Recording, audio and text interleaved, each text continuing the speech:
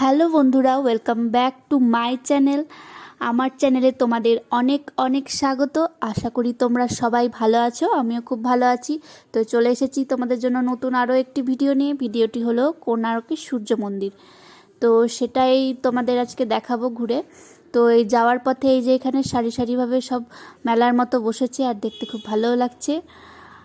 এই যে ব্যাগ, তারপরে রথের চাকা, মানে বিভিন্ন মেলার মতো যা যা থাকে মেলার মধ্যে সেই সমস্ত জিনিসই এখানে রয়েছে। আর এই রোদের মধ্যে দিয়ে হাঁটছি, আর পারছি না, এত রোদ, তাই হাঁটছি কতক্ষণে সূর্য মন্দিরে গিয়ে পৌঁছাবো।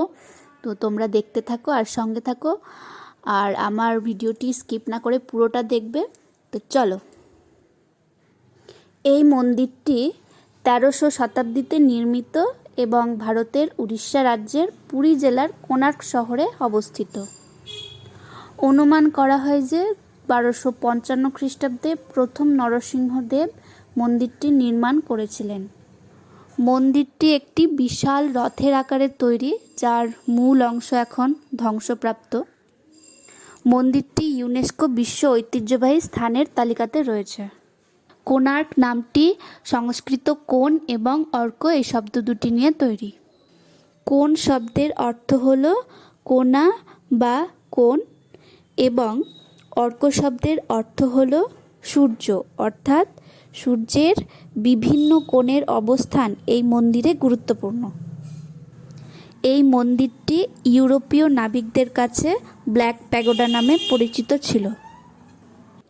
ঐতিহাসিক মতে পূর্ববঙ্গ রাজবংশের নরসিংহদেব প্রথম বাংলা জয়ের স্মারক রূপে এই মন্দিরটি প্রতিষ্ঠা করেন।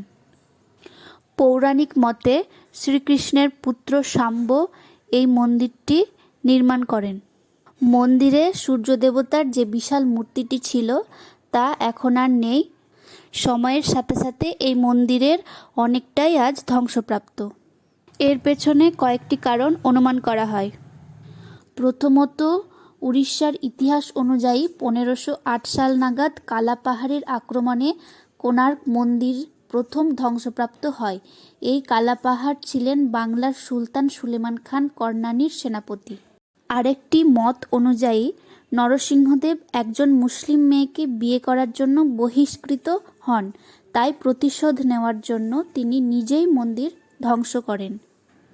তৃতীয়ত, 1626 সালে রাজা পুরুষোত্তম দেবের পুত্র নরসিংহদেব সূর্যদেবের মূর্তিটি পুরীর জগন্নাথ দেবের মন্দিরে নিয়ে যান। সেখানে আলাদা মন্দিরে সূর্য ও চন্দ্র দেবতার মূর্তি স্থাপন করা হয়। তিনি সাথে করে কোণার্ক মন্দির থেকে অনেক কারুকার্য করা পাথর পুরীর মন্দিরে নিয়ে গিয়েছিলেন। 1779 সালে কোণার্ক থেকে অরুণ কুম্ভ নামে বিশাল একটি স্তম্ভ নিয়ে গিয়ে পুরীর মন্দিরের সিংহদ্বারের সামনে স্থাপন করা হয়। এই সময় মারাঠা প্রশাসন কোণার্কের নাট মণ্ডপটি অপ্রয়োজনীয় মনে করে ভেঙে ফেলে। আর একটি কারণ হল পর্তুগিজ জলদস্যুদের ক্রমাগত আক্রমণের ফলে কোণার্ক বন্দর বন্ধ করে দেওয়া হয়। তারা মন্দিরের মাথায় অবস্থিত অতি শক্তিশালী চুম্বকটি নষ্ট করে দেয়। 1800 শতক নাগাদ মন্দিরটি তার সকল গৌরব হারিয়ে অবহেলিত অবস্থায় পড়ে থাকে এবং এর অনেক অংশ বালির নিচে চাপা পড়ে যায়। মন্দির ও এর আশেপাশের এলাকা আস্তে আস্তে ঘন জঙ্গলে পরিণত হয়ে যায়। বুনো জন্তুরা বাসা বাঁধে মন্দিরের ভেতর। সেই সময় দিনের আলোতেও সাধারণ মানুষ ভয়ে এর আশেপাশেই যেত না। কলিঙ্গ রীতিতে নির্মিত মন্দিরের চূড়াগুলো পিরামিড আকৃতির। মন্দিরের সামনে রয়েছে নাটমণ্ডপ। এখানে একসময় দেবদাসীরা দেবতার উদ্দেশ্যে পূজার নৃত্য পরিবেশন করতেন। মন্দিরের ভিতরে রয়েছে নাট মন্দির, ভোগ মন্দির ও গর্ভগৃহ। মন্দিরটির উচ্চতা প্রায় 857 ফুট। তবে মন্দিরের অনেক অংশ এখন বালিতে ডুবে গেছে। মন্দিরের দেউল এখনও 200 ফুট উঁচু। উড়িষ্যা ও দ্রাবিড় স্থাপত্যরীতির সংমিশ্রণে নির্মিত মন্দিরটির ধূসর বেলে পাথরে বিশাল একটি রথের আকারে গড়া হয়েছে। সমুদ্র থেকে উঠে আসা সূর্যদেবের বিশাল রথ, তার সামনে রয়েছে 7 জোড়া ঘোড়া। 7টি ঘোড়া মানে সপ্তাহের 7 দিন। 12 জোড়া বিশাল চাকার উপর পুরো মন্দিরটি নির্মিত। 24টি চাকা মানে 24 পক্ষ। চাকার কারুকার্য দর্শকদের জন্য একটি প্রধান আকর্ষণ। প্রতিটি চাকা এক একটি সূর্য ঘড়ি। চাকার ভেতরের দাঁড়গুলো সূর্য ঘড়ির সময়ের কাঁটা। 8টি দাড়ি মানে অষ্টপ্রহর। এখনও নিখুঁতভাবে সময় জানা যায় এই সূর্য ঘড়ির সাহায্যে। মন্দিরের প্রবেশপথেই রয়েছে বিশাল 2টি সিংহের মূর্তি, যারা লড়াই করছে 2টি রণহস্তীর সঙ্গে। এছাড়া রয়েছে নৃত্যকক্ষ, ছায়াদেবীর মন্দির ও মায়া মন্দির। প্রতি বছর ডিসেম্বর মাসে মন্দির প্রাঙ্গণে বসে ডান্স ফেস্টিভ্যাল। সেই সময় বহু দূর থেকে ছুটে আসেন বহু নৃত্যপ্রেমী মানুষ। আজও ভোরের সূর্যোদয়ের প্রথম আলো মন্দিরের প্রাঙ্গণে এসে পড়ে। মন্দিরের ভাস্কর্য অনুপম। বেদি থেকে শুরু করে চূড়া পর্যন্ত প্রতি ইঞ্চি জায়গায় পাথরের ভাস্কর্য ও কারুকার্য রয়েছে।